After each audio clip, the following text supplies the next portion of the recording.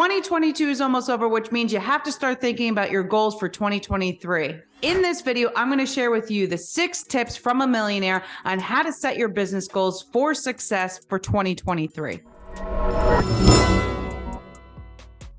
Hello, my name is Dr. Alexa D'Agostino. You are listening to the Think Millions YouTube channel, where we come live every week to you, giving you real business advice from real millionaires building real businesses with real solutions to problems that are happening every single day in our business to help you scale to millions. 2022 is almost over, guys. Yes, and it means we have to start thinking about 2023. We can't go into 2023 again with no goals. So many of you come to me with no goals, no strategy on how you're going to achieve your dreams. If you want to be a millionaire, if you want to build $1 million business, you could do it. You have to first start with setting goals. So I'm going to share with you the 6 tips that I think about when I set my goals every single year to help you so that you could set yourself up for success to get to millions.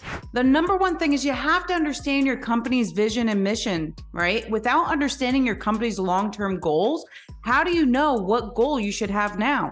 In 5 years, do you want to be at 10 million? At 10 years, do you want to be at 50 million? Do you want to exit in 3 years? Whatever your long-term goal is, you have to understand what that is and what your vision is for your whole company. So many people come to me for coaching advice, and the first thing I ask them is, what's your company's vision statement? And I have yet to have one person give me their vision statement because nobody has it. If you don't have your long-term goal of where you're heading as a company, A, how do you get buy-in from your company? B, how do you get buy-in from your customers? And C, how do you know where the hell you're going? It's basically operating without a map, right? You need that vision in order to set your long-term goals, but also to set your short-term goals. So not only are we talking about your goals for 2023, but you can't set 2023 until you know 2025 and 2030, right? So you have to understand your vision statement. That's the number one thing they have to do. It is literally a sentence. My vision is I want to help 100 entrepreneurs every single year, just 100. Why? Because if I help 100, I'm really helping 1,000. It's exponential. If each of you help 10 people, that means I'm helping 1,000 people, right? So that's my goal and that's my vision. Every single year, that's where I want to go. When it comes from a monetary perspective, my goal, my long-term goal is I want to exit in 3 to 5 years for $100 million. So now I need to back into that. How do I get to that 100 million? I have to now say, okay, next year we want to hit 15 million. The next year we want to hit 20 million. We want to have growth every single year to hit the numbers that we want to hit. And so that's what's most important, is to understand where you're heading and then map your goals to that bigger goal. It should be 1 page. That's it. Because guess what? If it's longer than a page, you're not going to do it. So don't think you have to have this whole big strategy document. Literally, all you have to do is just put your vision on a single piece of paper, even put it above your 2023 goals. And that's how easy it is. Tip number 2 for setting really great goals is understanding your strengths and your weaknesses, the opportunities and threat. Yes, a SWOT analysis. I love SWOT analysis because they allow you to really understand where are you strong? Where are you weak that you can improve? Where are there opportunities in the market? And where are there possible threats, right? 2 years ago, the threat was there were so many coaching companies. Now the opportunity is so many of them have closed because so many coaching companies have not been able to be successful and make revenue. So now there's a huge opportunity. There's actually less players in the game now. By being able to identify your strengths, your weaknesses, and where there's opportunities and where there's threats, it allows you to properly set your goals with the right expectations, but it also allows you to set, sometimes your goals are not monetary. Sometimes your goals are, hey, within the next 12 months, I need to do X, Y, and Z. So for us, for instance, we need to onboard a new digital platform. And if I want to get to my goal for 2025, I have to be able to do that in the next 12 months. So now I know that. And so my SWOT analysis told me that that's one of our weaknesses. We have to build that weakness into a strength. Otherwise, we're not going to reach our long long-term goals. Tip number 3 is you want to set SMART goals. You want to set goals that are specific, that are measurable, that are achievable, relevant, and time-bound. Otherwise, you're setting goals that are endless. You don't want to say, I'm just going to increase revenue. No, what you want to say is, I want to increase revenue by X%. I want to decrease churn by X%.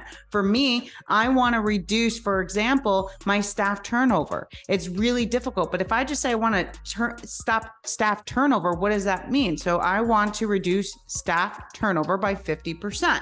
So now I have an actual real goal, which means you have to understand where you were. And if you don't know your numbers, if you don't know your profit margins, if you don't know your gross, you have to understand all those numbers.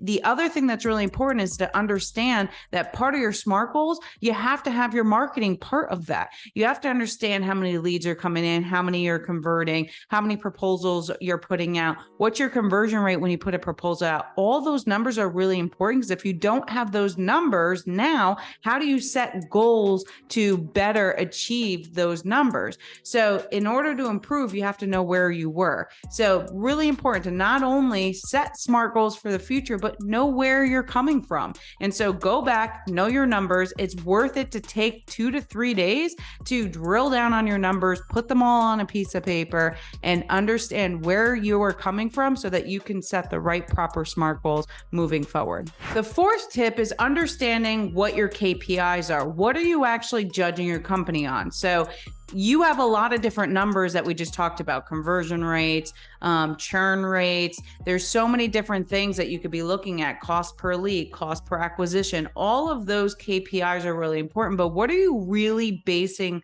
your success on? And so my advice is, you have to understand, once you have your goals, you have to understand how to actually identify that you're being successful with these goals. So if you're if you want to, for instance, improve your revenue by 30%, great. That's fantastic. But how do you lead up to that? What are the KPIs? All right. Well, last year I had a cost per lead of $88. I would like to reduce that and get a $60 cost per lead. Well, here are the things that I'm going to do to get that, right? You can't say, hey, here's the plan, if you don't know where you're fixing or improving numbers. So it's important for you to understand what numbers and KPIs you're trying to achieve, so that then you can set the proper strategy on how you want to achieve them. Tip number 5 is you have to have a system in place to hold yourself accountable, because once you set your KPIs, now it's time to hold yourself accountable. Your KPIs will allow you, this is a metric for you to actually measure your progress. So for us, we have an entire spreadsheet by month of what revenue we want, what's our gross, what's our net, how many leads do we want, how many do we want to convert, conversion rate, cost per lead. We have all those numbers in Excel by month with goals on how we want to achieve. How we set those goals is we looked at 2022 so far and what those baseline numbers were for the year, and that was our starting point. Then each month we want to improve those numbers little by little. And then we have a right side of the tracker that allows us every single month to put the numbers in of where we're hitting and where we're not hitting. So we can see which KPIs we're able to actually hit, which ones we're not. It allows us to measure our progress moving forward so that we can understand, am I going to hit my 2023 goal or not? You don't want to wait until November 15th of 2023 to realize you're not going to hit your goals. You want to know that in April, May, June. You want to know that early. So these KPIs are incredibly important, and these numbers you should be looking at every single week, if not every day. Tip number 6 is celebrate your milestones. When you do hit some of those KPIs, make sure to celebrate with your team, because it's so important to remember that you can't just be business. You sometimes have to take a step back, pat yourself on the back, and appreciate where you came from and where you're heading. So now that you have an idea of how to set up your business goals, in the next video, let's take a look at some examples of goals that you should be setting for 2023. I'll see you in the next video. And if you haven't already, make sure to hit that subscription button.